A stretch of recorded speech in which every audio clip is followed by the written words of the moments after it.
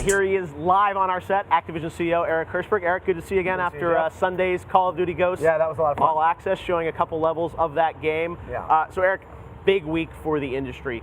You've seen, obviously, what Microsoft said yesterday, what Sony said yesterday. How do you feel about the gaming business overall in the wake of those press conferences? It's an exciting week, for all of us. I think that, there certainly has been a lot of attention and a lot of excitement about lots of the things that the first party has shown, and, as always, some controversy as well. Yep. And, I think overall, nothing's better for the industry than everyone paying attention, leaning forward and seeing, what does the future hold. And you guys are in an interesting position in that, like EA feels very much aligned with Xbox. You've got one game sort of aligned with Xbox in a big way, Call of Duty, and then you've got Destiny aligned with Sony, so you sort of are playing both sides, I guess. Well, Activision historically has always been sort of platform agnostic. Yeah. We have these partnerships where they make sense in order to amplify the marketing of our games and that sort of thing. And, this year's no different, but we're really proud to be on Sony's stage last night with Destiny. We were very proud to be part of the Xbox reveal with Call of Duty, and it's all good. Now, you guys are the biggest game publisher out there, so I'm sure the fans at home are wondering, with all this controversy around used games, things like that. Jack Tretton was here on the stage this morning saying, hey, well, third parties, that's up to them how they want to handle DRM. Microsoft is throwing the buck back on the publishers. So what can you tell us about Activision's philosophy with used games? Well, first of all, the policies you're talking about, some of them are less than 24 hours old, so obviously don't have any new news to share today or any new comments today. The best way to answer your question is historically, right, which is that Activision has not historically charged for used games, and historically our policy has been to make as great content as we can so that people don't want to trade in their discs. And you guys haven't even done, online passes, things like that, you haven't done those in the past, We have not done that, yeah. Okay, all right, so stay tuned. But it sounds like, the publishers, what I'm hearing even from Peter Moore, is like you guys are finding out this stuff in real time, sort of with the gamers. We are, the policies are coming, fast and furious from the first parties in real time, as you said. All right, well, we'll hopefully hear more about that soon. So let's talk about Activision's kind of position in the market right now. You've got, three big games you're talking about here at E3, but there's also, there's some threats this year. I think Skylanders, obviously you've got Disney Infinity coming up against that. Disney is a formidable competitor, but Skylanders really, created that market in a big way. I think I remember you said recently it's the biggest sort of the biggest game in the world year to date, right now. Well, in Europe and the United States and North America. According to MPD, year-to-date 2013, biggest game in the world. Exactly, that's something that we don't talk about a lot in some of the hardcore gaming sites, but it's a phenomenon, right? So you've got that, but Disney's coming at you there. Call of Duty, obviously, EA went very deep with Battlefield yesterday with single and multiplayer. Do you feel threatened, or do you feel confident that you guys are going to reign supreme? Honestly, I've been pretty consistent on this issue. There's been strong competition for our key franchises every year of their existence. And this year's no different. There are great competitors out there, but we haven't, we don't focus on our competitors. Our biggest competition, to be frank, is ourselves. When you're coming off of some of the biggest entertainment launches in history and, the biggest games in the world, we need to, exceed the expectations of our fans. And I think that we're doing that with Call of Duty Ghosts. I think that the gameplay we showed that you were a part of on Sunday, the underwater level with Into the Deep, the first time you get to see how we're using Riley the dog. These are big new gameplay experiences for our fans, and we think that we're going to exceed their expectations and continue to have Call of Duty in the top position.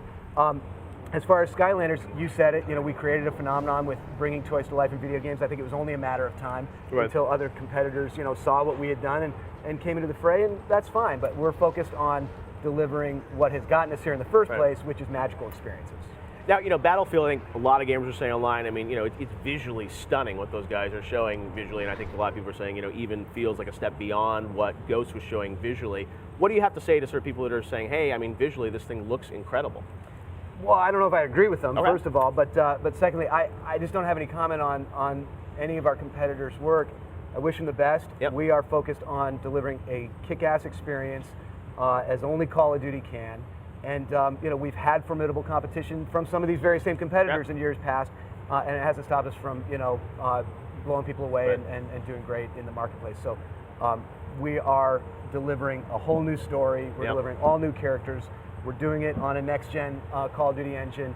We are delivering new gameplay mechanics, and we're very, very pleased and enthused with the response that we're getting so far. Now, Call of Duty is such an amazing brand. I mean, it's just, it's a phenomenon. It really, has dominated sort of the last console generation. When you look at the Xbox Live charts, it's, the top 10 list, it's sometimes 3 or 4 Call of Duty games on that list for multiplayer. What's your vision for sort of when you look at the Call of Duty brand, where it goes in the future? Because I think a lot of, you've had these annualized releases, you've had DLC packs. Yep. Now you've got what seems like, multiple studios working on these games. You've got, Treyarch obviously did Black Ops. You've got Sledgehammer. It doesn't seem like they're involved this year. You've got Infinity Ward. You've got a lot of teams that can sort of do different things. I mean, is the bet going forward still like, let's do one game a year, or do you say, hey, let's explore some other genres, let's try and change things up? Because it feels like on the story side, you've been really willing to change things up. Yeah, I think part of the secret sauce of Call of Duty is the degree to which we've allowed our development teams to reinvent it year in, year out. Treyarch's take on the franchise, they all feel like Call of Duty games, and they all do what Call of Duty does very well. But different developers bring different sensibilities and different, creative angles. And, the fact that we've allowed people to play with the formula as much as we have is part of the success of it. And the developers, bring incredible creativity each and every time out. That's our strategy. Our strategy is to do it through the, the lens of the main release, but to make sure that we're delivering a classic, a Call of Duty game that is the game that everyone loves and has fallen in love with, but to make sure that we're bringing new and meaningful innovations and experiences each and every time out. I think we're doing that with Call of Duty Ghosts, on several different vectors. We haven't even started to talk about multiplayer yet or show multiplayer, but we're going to be doing, you heard in our behind the scenes video, dynamic maps. We're doing, a whole new storyline, whole new set of characters. Riley the dog blew up on Twitter like nothing we've ever seen. People are engaged. I think we're going to deliver an absolutely phenomenal game. So when you look at Call of Duty, do you still feel like the November annual release, is that going to be the cadence that you sort of always plan against? I know you're asking for our future slate here, and I'm just curious. Yeah, I'm here to, our strategy, has been a winning one for us. I think we found the right cadence with consumers. One of the things we're careful about is not to oversaturate, and overpublish as well. So, as far as new genres or other things that you're talking about, I feel like we've got a winning strategy that consumers seem to have. The appetite that they have seems to match the output that we're putting out with our annual release, and great DLC. Keeps growing every year. Yeah. So why mess with that success? Now, one thing I want to ask you about was Reggie I was talking to him about Wii U third-party titles. Not a lot coming out. Activision's doing Skylanders. Are we going to see Call of Duty come out for Wii U this year? You did it last year with Black Ops. We don't have any announcements today, but stay tuned. All right, we will stay tuned on that. Let's talk about Destiny and that partnership with Bungie. That was it's a big bet for Activision. The guys finally showed it all last night on stage at the Sony press conference. Tell us about, that game is such an ambitious project, I think, for Bungie, and it's not, a typical game. Tell us about that partnership and sort of, what you think makes that game so special. I think, one of the key things is that there is big-time innovation in that game in terms of this idea of the shared world shooter, and that's what we wanted to show off last night was, literally people in a single-player, what seems like a single-player environment, encountering other live players inhabiting the same world, teaming up to beat some of the, the bigger enemies and that sort of thing. So it's an incredibly innovative idea. At the same time, if you want to just pick up a controller and have a single-player experience, it will be an incredibly familiar experience to anybody who's loved past Bungie games as well. So I think it's striking a great balance between doing what Bungie does better than anybody with their sort of, fantastical worlds, their great mythologies, and they're one of the best first-person shooter developers ever, obviously. But bringing this new idea of the shared world into the mix as well. But that's, whether you're a lone wolf or whether you want to, team up with others or whether you want to have a great multiplayer experience, Destiny's going to provide great experiences for all those different types of players. So I think it's a great combo. Now you've said, I think you guys have gone on record saying this is not a subscription game, things like that. How is it going to come out as just sort of a game you buy at a store? Or, I mean, how is this going to sort of be released to gamers? Yeah, our strategy has been to make awesome content that people want to buy. It's a pretty straightforward model for us. And I think a lot of people were prognosticating that Destiny would be a subscription, and I know that word's been hanging around for years. People were predicting long ago that we would start charging a subscription fee for Call of Duty, multiplayer as well. And our strategy has been to make great content that is worth our fans' time and money, and to deliver it par excellence every time. That's what we aim for. That's what we aim for with our main releases. That's what we aim for with our DLC.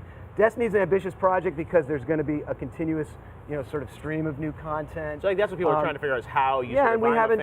All of those details haven't, been revealed yet, and more will come into focus as we get deeper into the launch cycle. And it's a 2014 title, so there's plenty of time for us to talk about that. But what we really wanted to focus on yesterday was showing off this innovation of the shared world shooter come to life. Bumping into other live players in what seems like a single-player environment, PvE environment, and what a blast it is when you say, hey, those guys are taking on that spider tank, let's join in, maybe together we can take them down, and then go your separate ways. It's pretty cool. No, it's an innovative idea. Very cool to see what you guys are doing with Destiny for a new IP. So they've been great to work with. They've been great partners, and they're surely visionary developers, and we've just enjoyed being a part of bringing that vision to life. Awesome. Well, very focused slate this year at E3 for you guys. 3 key games, but they're all big ones. Didn't talk about Swap Force.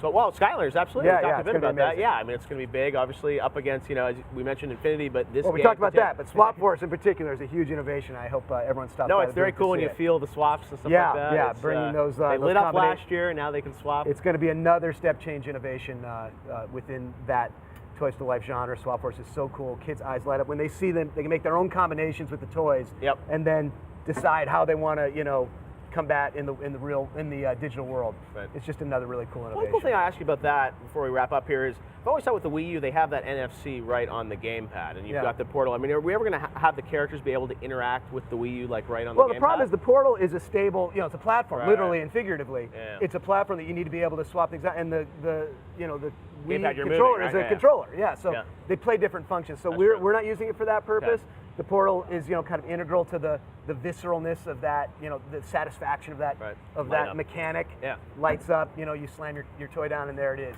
We want that instantaneous kind of visceral quality. All right, well, bring some toys next time. We can lay them out here, Eric. You got all the Swap Force. Thanks very much, man. Great seeing you. Have a great E3.